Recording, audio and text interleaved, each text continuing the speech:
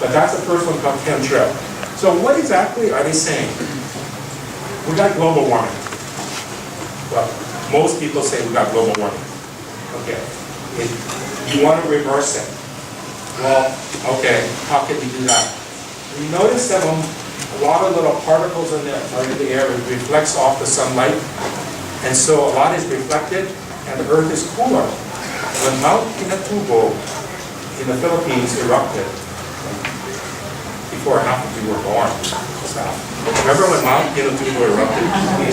We were cooled for 3 years because that blanket reflected off sunlight. So these guys figured out that we could release particles into the atmosphere very high, above the weather part. There's a troposphere's weather. Above that's the stratosphere. That's like 8 miles high, kind of like the birds are 8 miles high. That area is a different kind of climate, and it can hold the particles right off. If we put it in the lower part, it kind of rains and drops out, and you got to put it again. This article is pretty interesting. They can do it. They can do it real cheaply. I mean, it's like $1 billion a year. You can cool the earth. $1 billion is not a lot of money. I mean, not compared to what's going on. Furthermore, they tell you that you can physically do it well. If you had a fire hose, to turn the fire hose on, and you sprayed out aluminum gas, it would form aluminum oxide particles, which are white and reflect off. How much do you need? One fire hose worth, blasting away, placed a little north of the equator, would cool the earth, what's this? Would cool the earth twice what we've put in since the Industrial Revolution.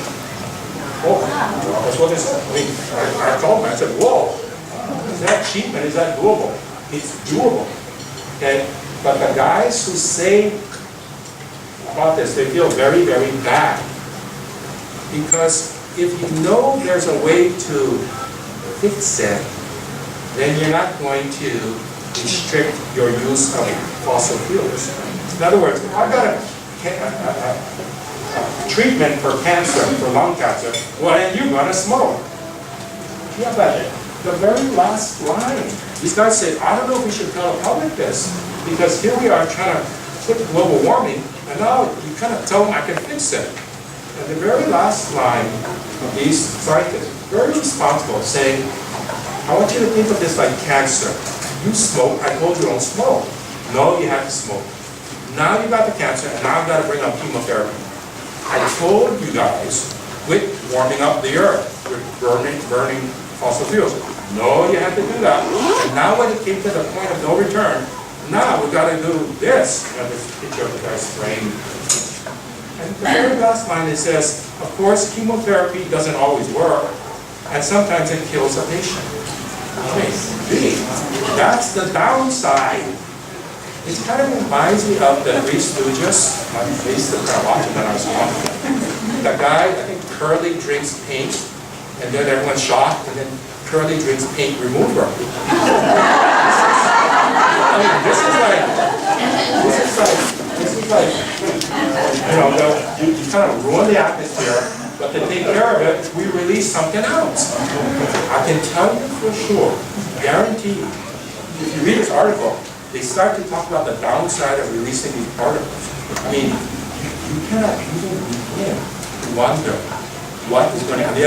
They admit, this could be hell on earth. The particles itself. What do they say? What do they claim? Okay. First they claim huge weather, hot places hotter, cold places colder. Just inconsistency, extremes. Then they talk about stuff coming down onto our land, alkalizing our land, our water. Then they talk about strange effects on communication, etc., etc. And this is just, we don't even know. Who was the man of the year for 100, man of the century? Albert Einstein. Albert Einstein was very good, but he was stymied by what's called a multi-body problem. In other words, he knew one billiard ball hitting the other billiard ball. But when you blast it into a bunch of billiard balls, or you release it into the environment, all bets are off. Okay. So even these guys admit it's a a little bit immoral for them to tell there's such an easy way. But if push gets to shove, they're going to have to do this like chemotherapy. So, what did we do on Maui? We had reports from people that we were being sprayed. Okay? And they asked me to look into it, and I kind of like to look at things rather than read about it. So we had a student, and she set up in Haiku. We gave her a little bit, a high school student, and she caught the rain every day. She changed it out. When it did rain, we changed it out, put it in a new cup because it might have drizzled. So we caught rain every day for about 45 days. Meanwhile, some of the people who live here said they saw Chem Trails spraying. And so they kept a diary, high, medium, low. Okay. And at the end, we sent our samples, our rain samples, to lab in California, certified lab, and tested it for the marker of Chem Trails, for the aluminum.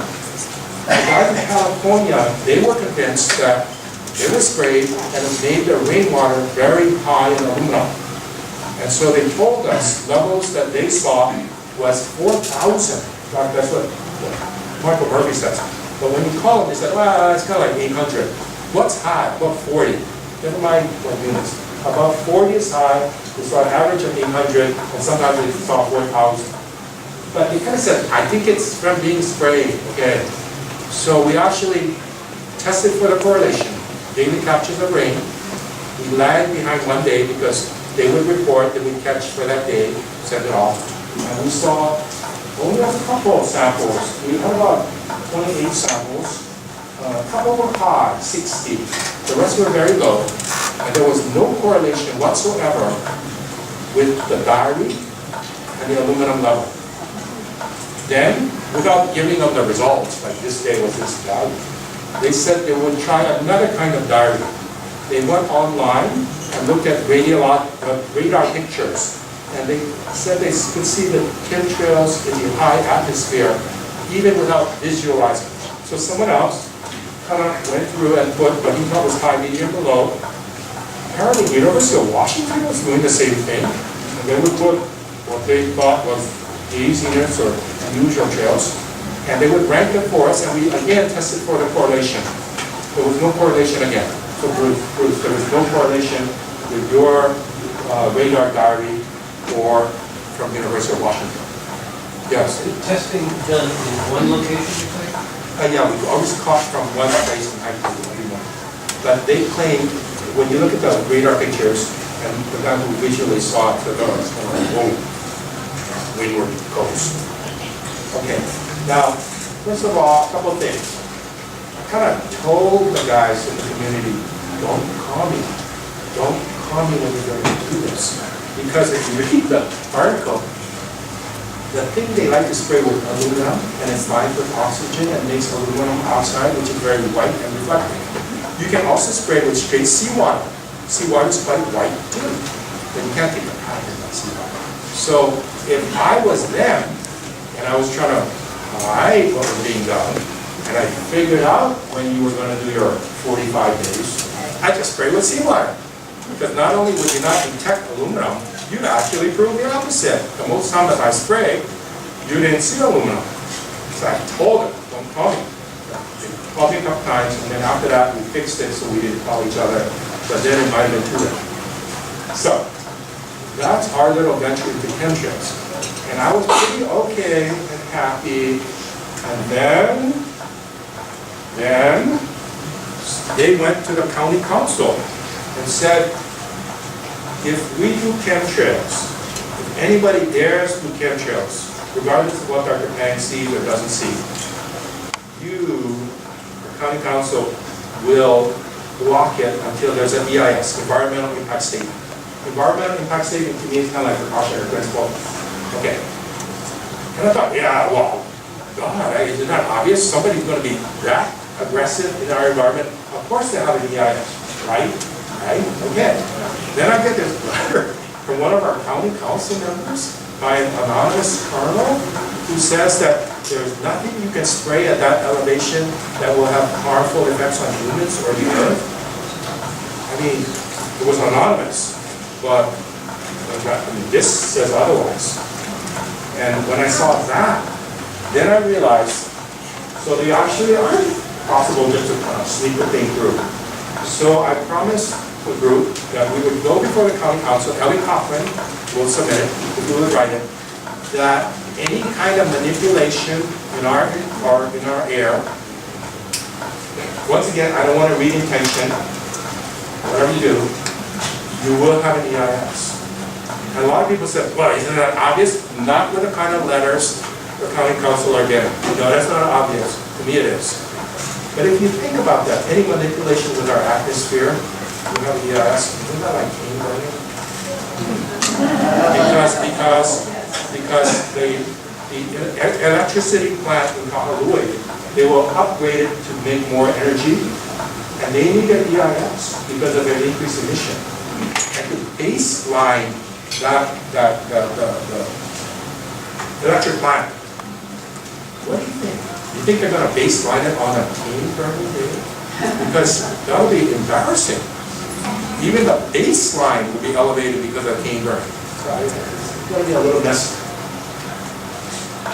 So once again, I don't know quite how, I don't want to get hung up on cane burning, but I do want to not say the intention. Whatever you put in the atmosphere, for whatever intention you have, over Maui, on Maui, I want to see the EIS. That's not asking so much. Yes. I'm hoping you speak to what is the entity that's doing this and under what authority? We do not know. We absolutely do not know. We don't know if it's international or military. The planes are up there. What they claim is sprayed from the planes. And we have no idea where they're at or where they're coming. Who's doing it or what? Can I just ask, are you done with your presentation and are you Yeah. ready for questions? Yes, Okay. just finished.